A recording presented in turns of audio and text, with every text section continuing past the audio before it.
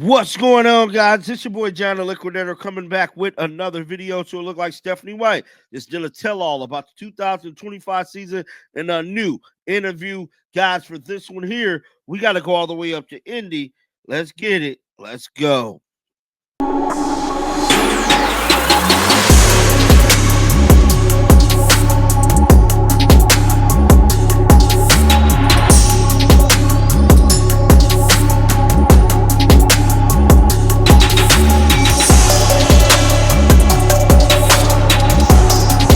Stephanie White is on another media tour, bruh, because she sat down with another podcaster and she definitely let it be known, man. She spoke with Mike Lindsay, and I'm here to tell you guys this interview is currently going viral all over social media.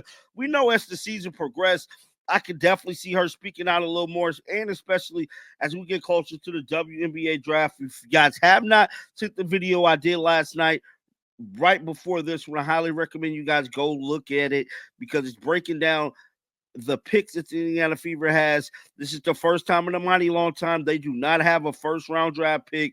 They ain't picking until the second round.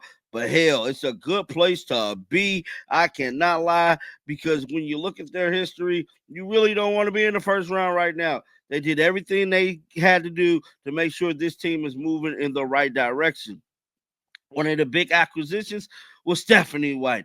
Now, Stephanie White, like I stated, spoke with a podcaster.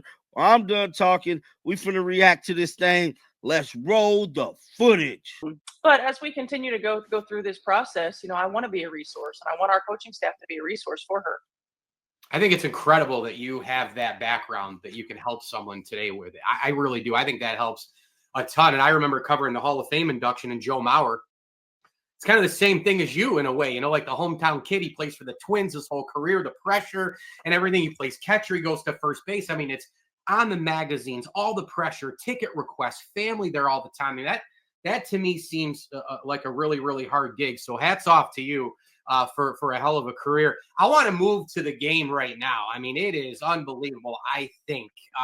I've covered women's basketball for a long time, going back to my Bonaventure days with Jim Crowley's team, and the A10. Dawn Staley way back then was at Temple, as you know. So that's going back right for me, right? So, but the game right now, I think it's on a heater. I do. I mean, the ratings are crazy good. The arenas are packed. The college game is great. Hidalgo, and another great player at Notre Dame this year. Tons of competition.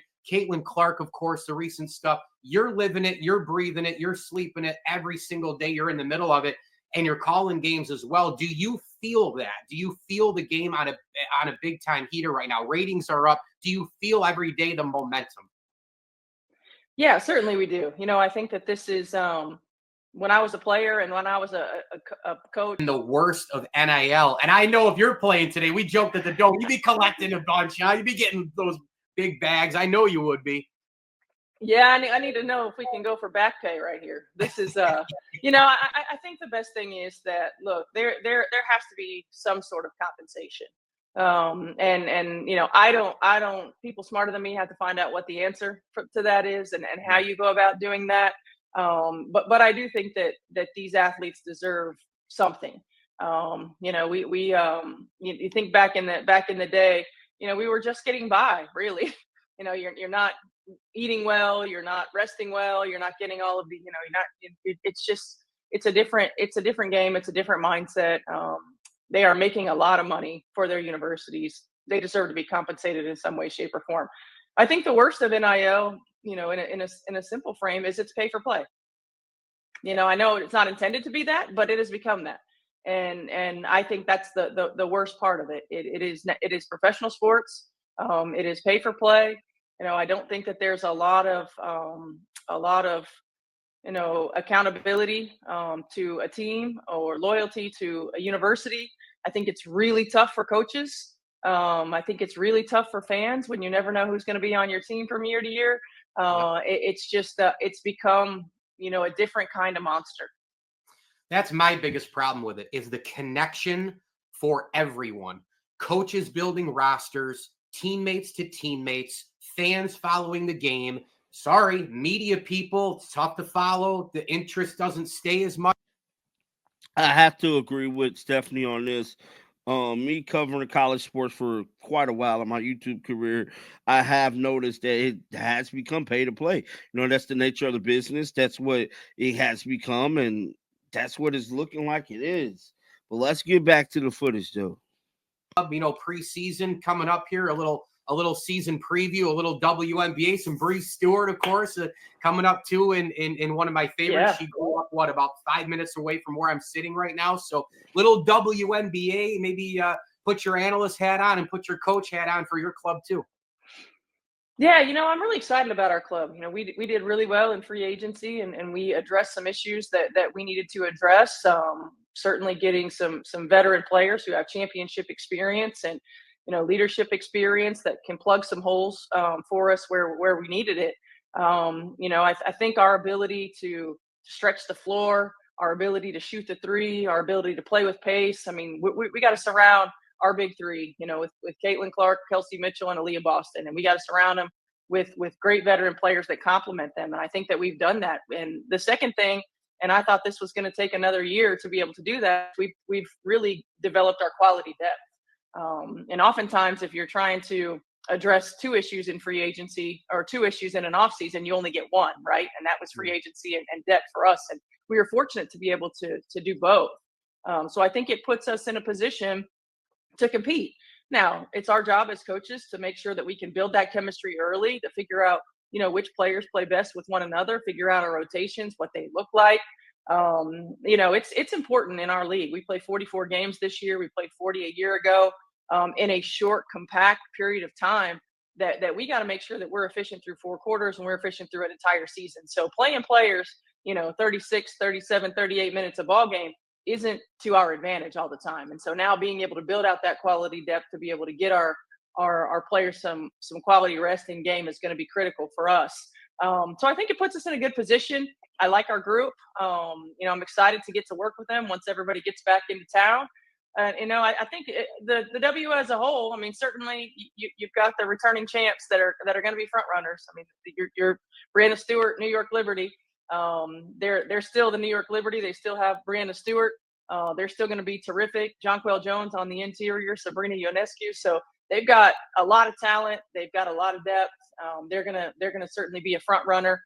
Minnesota returns most of their squad as well, and I think Napheesa Collier is playing as well as anybody in the world right now. So they're going to be excellent again. Obviously Las Vegas with the best player in the world and Asia Wilson are going to be great. They added Jewell Loyd, so I think that makes them just as tough.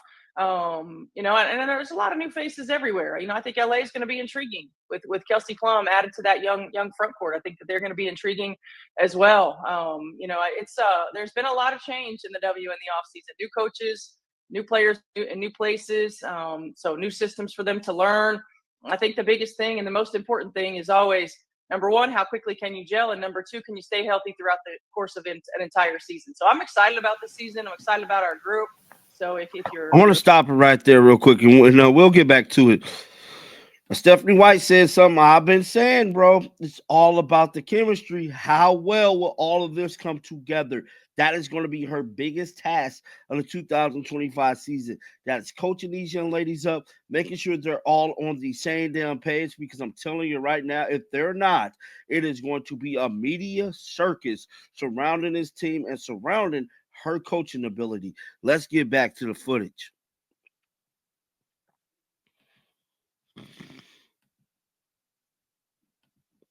your listeners get an opportunity to check us out. Would love for that to happen. We've got a good group, and I think we got a lot of potential for this year.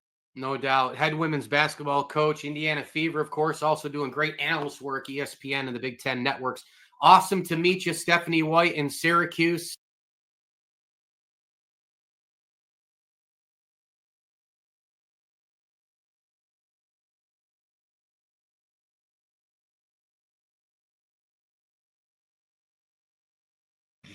This is his channel right here, guys. Going on over there, show him some love. Mike Lindsay But yeah, man, that was Stephanie White wrapping up another interview, letting it be known about the 2025 season. If you guys have not got your tickets, highly recommend you go pick some up. Get down in the comment section. Let me know y'all thoughts about this. Keep them bells on, because you want to know why? Because I'm going to bring you the news. And until next time, dog, shake the haters off. I'm out of here. Peace out. Shake